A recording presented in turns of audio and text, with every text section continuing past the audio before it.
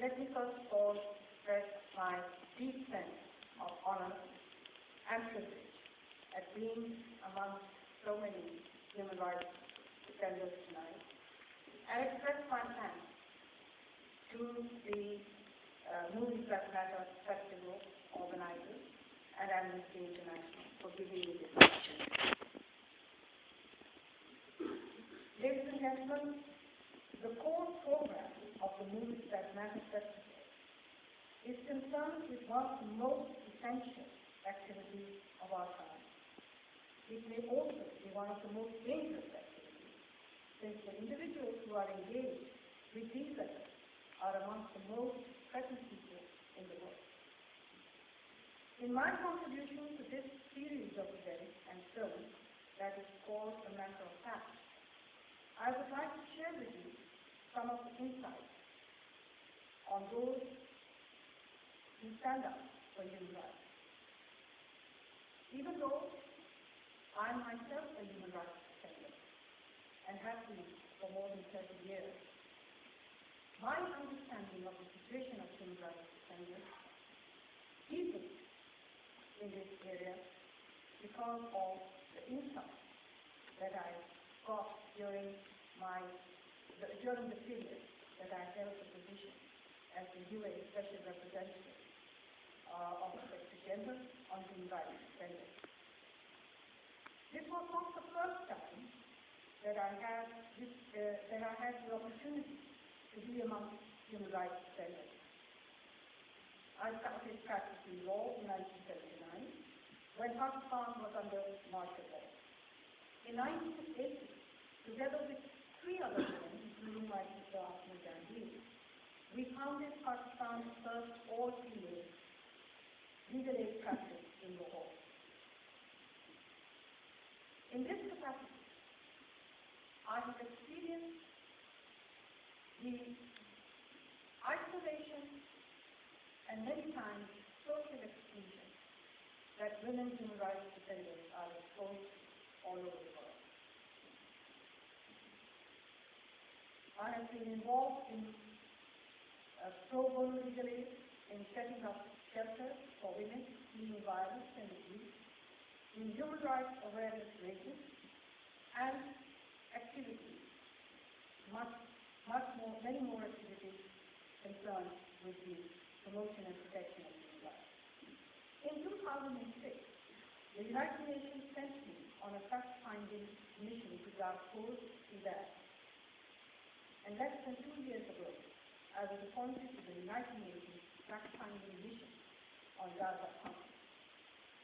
In these capacities, I was witness to much human suffering, but it has always been a privilege to work with people, women and men, who staunchly and courageously defend the human rights of others as well as of themselves.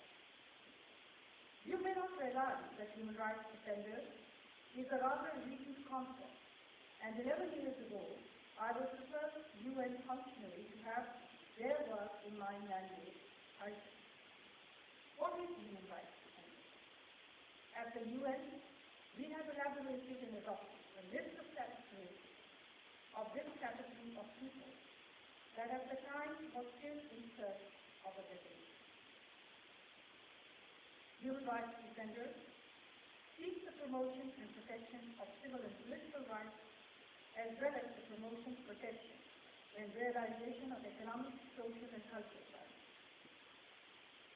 So they cover every right embodied in the Universal Declaration, and indeed, as the Declaration on Human Rights Defenders describes, they promote new human rights ideas and advocate for their acceptance, such as the rights of the LGBTI community.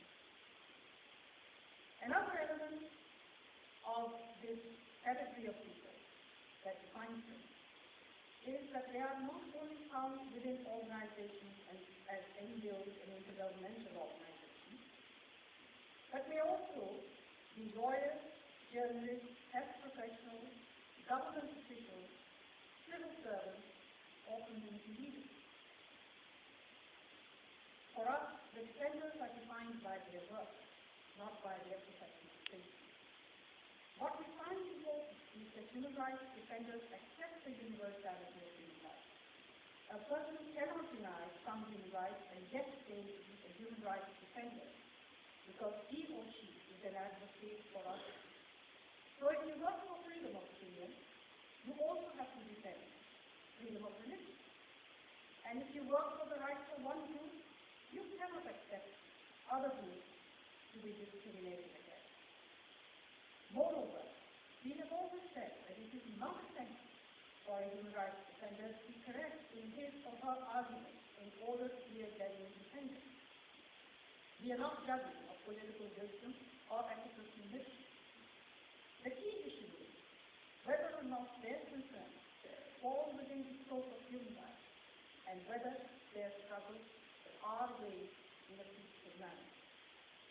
And we emphasize that actions taken by human rights defenders must be peaceful. For many of you present here, the obstacles that confront human rights defenders are no uncharted territory. I know that various individuals among you have had to protect yourselves from threats more than once. For those among you, there is little I can add to what you know already. But for clarity's sake, let me just share some of the reasons and pretexts why human rights defenders are attacked. They may be in jeopardy because of expressing their opinions or because of independent investigation into killings, torture, and disappearances, because of exhumations and forensic investigation of clandestine graves, or because of investigations into death squad activities and death threats, because of human rights advocacy, or because of their work for civil, political rights and economic or social rights, for their emphasizing the right to education, the right to health, for their insistence that people have a right of control over their natural resources and over the environment. There are many other reasons. Reporting on violations, disclosing so-called state secrets, so-called defamation of functionaries or religious leaders, so-called threats to national security, or obstruction of public order. A person may easily hardly be aware that he or she is a human rights defender, but come to that conclusion in a painful way when arrested or harassed. For being an Amnesty International member, for giving a statement to a foreign delegation, for helping an international organization. For me personally, it was anger against state-sponsored injustice that forced me to enter courtroom in the 1970s. For all these years, I have retained that outlook, and that empowered me to fight for human rights. To fight first the violations that I found in my country, including bonded labor, blasphemy laws, widespread violence against women, and later to fight the much broader array of injustice that is the collective concern of human rights defenders. I have been arrested, threatened, and physically attacked at various occasions. In the spirit of the many human rights defenders who I may call my co-workers and my colleagues, I have never given up. It's not always easy or self-evident to determine what are the ways to fight injustice. We may hesitate about the United Nations mandate that allows force to be used against one country's government, or about the power play of the big state that may not defend those who need that defense most. We may rightly be very wary of intervention and quite uneasy with stating governments for what they say in human rights forums. But whatever your choice, I am convinced that you will be inspired by the films at this festival, and even more so by the protagonists of those films who are presented here in the film. Because these are the people who actually make the difference. They are no saints. They are as real as life itself. They are no utopians. They are fundamentally pragmatic people. When you leave this fall tonight, or when you will finish your festival days here, I'm sure you will feel not just informed, you will feel relieved. So let us begin the celebration tonight with 3 cheers for democracy and 4 for those who insist on defending it.